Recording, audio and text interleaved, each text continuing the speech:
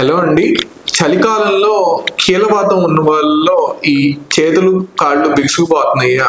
ఇవి మీరు ఎలా అవాయిడ్ చేయాలి అని తెలుసుకోవాలనుకుంటున్నారా? అయితే మీరు పాటించాల్సిన హోమ్ రెమెడీస్ ఏంటి? మీరు మాక్సిమం పొద్దున్నే లెగవగానే కొద్దిసేపు స్ట్రెచ్చింగ్స్ చేయాలి. అంటే అన్ని మసిల్స్ స్ట్రెచ్ అయ్యేలాగా చేయాలి. నెక్స్ట్ అయినా కూడా ఇవన్నీ బాగా వాపులు వచ్చి ఈ గడుపుల దగ్గర అలా నొప్పులు వస్తుంటే కొంచెం గోరువెచ్చని నీళ్ళతో కాపడం పెట్టడం అలా చేయాలి. అప్పటికి బెటర్ అవ్వట్లేదు, ఇంకా సివియర్ గా ఉన్నాయంటే ఒక బౌల్లో గోరువెచ్చని నీళ్ళతో పెట్టి అట్లా చేతులు గాని ఆర్ పాదాలు గాని కాపడం పెట్టుకోవడం చేయాలి. అండ్ జంక్ ఫుడ్ అవాయిడ్ చేయాలి. And fruits rich in antioxidants and vitamin C, amla గాని ఇలాంటివి తీసుకోవాలి.